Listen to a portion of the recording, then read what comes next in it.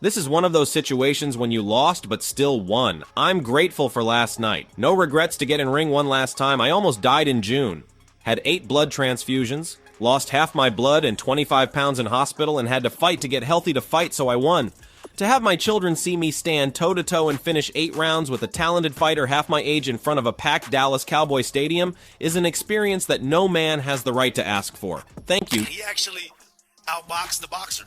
Jake Paul outboxed Mike Tyson like he said he was going to do. Did you not? Like every single round. No, and yeah, that, like, what do people say? Like, I told everyone what I was going to do is to give him a... What? Last night was one of those moments where, even though I lost, I still feel like I won. I'm incredibly grateful for the opportunity to step into the ring one last time, and I have no regrets. Just a few months ago in June, I nearly lost my life. I needed 8 blood transfusions, lost half my blood, and dropped 25 pounds during my hospital stay. It took everything I had to get healthy again and be able to fight. But in the end, I won in a bigger way. My kids saw me stand strong, face to face with a talented fighter half my age, and go 8 rounds in front of a packed Cowboys stadium. That's an experience no one can take away from me, and it's something I never thought I'd get to do. Thank you.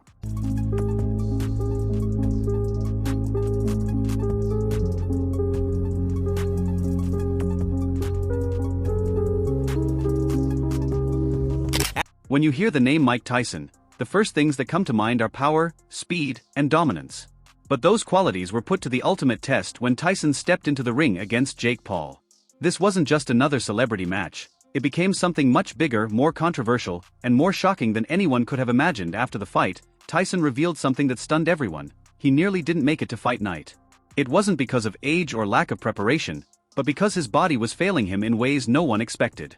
Tyson lost 25 pounds leading up to the fight and later admitted he had been battling a life-threatening condition before even putting on his gloves. I think Jake was hurting Mike repeatedly, and he just got to a point where he thought, you know what, I've cooked him, I've slow cooked him here, and the distance was in sight, and I think he just thought, you know what, I'm going to let him see the end of this. I'm not really going to give him credit for that because, you know, you've just beaten up a fucking 58-year-old. What am I going to do? Give you credit because you didn't do it that badly? Like, it's not really that honourable, but I was pleased that Mike Tyson seen the fucking final bell, because just for his own manly pride, you know what I mean, to just say, yeah, I fucking stayed in there with him, I didn't go down, and I tried. So why did Tyson still take the fight?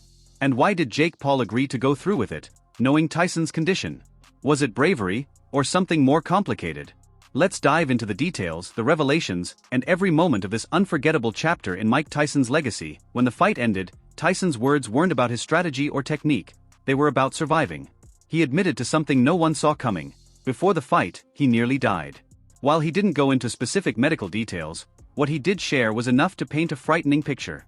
Tyson revealed that he had lost 25 pounds in the weeks leading up to the fight, a significant and alarming amount for someone of his size. Mike, how is your health? You obviously had the health scare in the summer. Fine, brother. I'm just... The weight loss. Tyson reassured everyone that he was fine, but the weight loss wasn't about cutting weight for performance. It was a result of something much more serious. He revealed that he had been dealing with a severe health issue, one so dangerous it put his life at risk. Despite this, Tyson chose to stay silent, not letting his opponent, the public, or even some of his team know just how bad things were. This brings up a big question: why did he keep it quiet? Was it out of pride, a need to protect his legendary image, or simply the mindset of a fighter who refuses to back down? You know, I was just like, okay, he's not really engaging back. And so I don't know if he's tired or whatever. And I could just tell, you know, his age was showing a little bit. And I just have so much respect for him. And that like violence war thing between us, like after he slapped me, I wanted to, you know, be aggressive and take him down and knock him out and all that stuff. But that kind of went away as the fans were shocked. The idea that one of the greatest boxers of all time would risk his life to step into the ring was hard to grasp. Many wondered why the fight wasn't postponed. Did Tyson's team misjudge his condition, or was the business side of boxing more focused on pushing the match forward, no matter the risks? Whatever the reason, Tyson's revelation added a whole new layer to the fight, and to his legacy. Feel Mike's power at all? No. He hit you with one. You gave him the tongue. I only because the crowd like got turned up, but it didn't actually hurt. But I mean, no one's punches have like really hurt. I got buzzed a little bit against Tommy Fury, but that's about it. Training for a fight is tough under normal circumstances, But for Tyson, it was a nightmare. His health issues weren't just setbacks, they were serious obstacles that could have ended his career. Yet, against all odds, he kept pushing. He trained, showed up at the gym, and fought through the pain to prepare for Jake Paul. Tyson's camp had to make major adjustments. The usual high-intensity sessions were toned down, and recovery time between workouts was extended. Some days, just getting through basic drills was considered a victory. But when fight night came, Tyson still looked sharp. He wasn't the Tyson of the 80s, but for a man in his late 50s, especially after facing such severe health challenges, he was in remarkable shape. Listen, nostalgia made us feel like maybe we'll get a Mike Tyson just, do something against Jake Paul. But 58 is 58. The guy's almost 60, fighting a 27-year-old, like, literally, in a ring where we all knew what was going to happen. Jake was going to run around, give him a couple jabs, and win comfortably. Fair play to Jake. Someone saying he could have knocked out Tyson, but he took it easy, just out of respect. But it don't matter. You shouldn't have been in the ring with him in the first place, because what you're doing, you're showing that you're scamming everyone. Tyson's determination is impressive, but it's hard to ignore the risks he took. Was he putting his legacy on the line, or was he trying to prove something to himself after decades of being seen as invincible? Whatever the reason, it's clear his preparation was nothing short of heroic. Even if it wasn't enough to secure a win, Jake Paul knew this fight was a huge opportunity. He wasn't just fighting anyone, he was facing Mike Tyson, a name that carries more weight than most world champions. But fans quickly turned against Paul when they learned about Tyson's health issues. The idea that Paul would go through with the fight, knowing Tyson's condition, didn't sit well with many. Initially, Paul's team dismissed Tyson's issues as minor, claiming it was just an ulcer flare-up, nothing serious. But as more details came out, it became clear Tyson wasn't anywhere near 100%.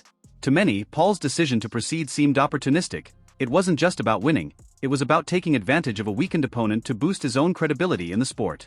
Although the writing was on the wall for me when I saw Mike Tyson walking towards the ring down the walkway, and it looked like his knee buckled. I was worried for him from then. But Jake Paul really didn't do anything to worry me. Like, considering this is a Jake Paul that tries to claim he will one day be world champion, and that he would have beaten Mike Tyson in his prime, you are way off it, mate. You are way off it. But the majority of the time, Jake Paul's been fighting UFC fighters and YouTubers. And I think he's probably faced about 3 professional boxers in his whole entire career. And they are either below average or... The disappointment from fans was clear. Some accused Paul of lacking sportsmanship, while others saw it as a new low for boxing. For many, it wasn't just about the fight, it was about respect. Fighting a legend like Tyson is one thing, but doing so when that legend is clearly compromised is another. Paul may have walked away with the win, but in the eyes of many, it came at the cost of his reputation. But Tyson didn't just face health challenges before the fight. He also suffered a serious knee injury during training. In the post-fight interview, he mentioned it almost casually, as if it wasn't a big deal. But for anyone who knows boxing, this was a huge hurdle. Tyson's fighting style has always depended on mobility, balance, and explosive power. An injured knee meant he couldn't move, pivot, or generate force the way he normally would. This injury affected everything: his training, sparring, and even his confidence. Tyson's team had to completely restructure his camp around this limitation. Long sparring sessions were cut short, and movement drills were scaled back to avoid making the injury worse. And yet, despite all of this, Tyson still showed up looking like he was ready to fight. Mike Tyson got in there and he looked every day of 58 years old. He looked like an old man that couldn't do anything. What happened to the Mike Tyson that was throwing all the punches on the pads and the body bag and the bag work that he was doing and the clips on the build-up? Like, you just feel like he couldn't get anything going. Did he hold back himself? Did Mike Tyson not really try? Did he get in there and follow a script? Well, don't actually hit Jake Paul on the chin with a big shot, because you might just knock him out and ruin the whole fucking script and ruin the whole Jake Paul story, the big con. During the fight, you could see moments where the injury clearly held Tyson back. There were times when he hesitated, his footwork wasn't as sharp, or he couldn't close the distance like he used to. But here's the thing about Tyson: he didn't complain. He didn't use the injury as an excuse. For him, it was just another challenge to overcome. Fans have been debating whether the knee injury was a deciding factor in the fight. Could Tyson have performed better if he were fully healthy? Would the outcome have been different? These are questions we'll never truly know the answers to. What we do know is this: even with a bad knee, Tyson showed he still had the heart of a champion. I want to know how much Mike Tyson got paid for that fight. because he gave his legacy away for Jake Paul to make a name for himself. Jake Paul wins against another old man. The most rigged thing I've seen in a long time. Bro, Mike Tyson got paid millions of pounds just to walk in every round. Land no punches, throw no punches, nothing. Just walk around. Oh my. Mike Tyson's performance that night was a true display of grit and determination. At 57 years old, with a body worn down from decades of fighting and recent health issues, Tyson stepped into the ring against Jake Paul, a man nearly half his age and in peak physical condition. It wasn't an even matchup by any means, but Tyson didn't care. He was there to fight, plain and simple from the opening bell. It was clear Tyson wasn't just fighting Jake Paul, he was fighting his own body.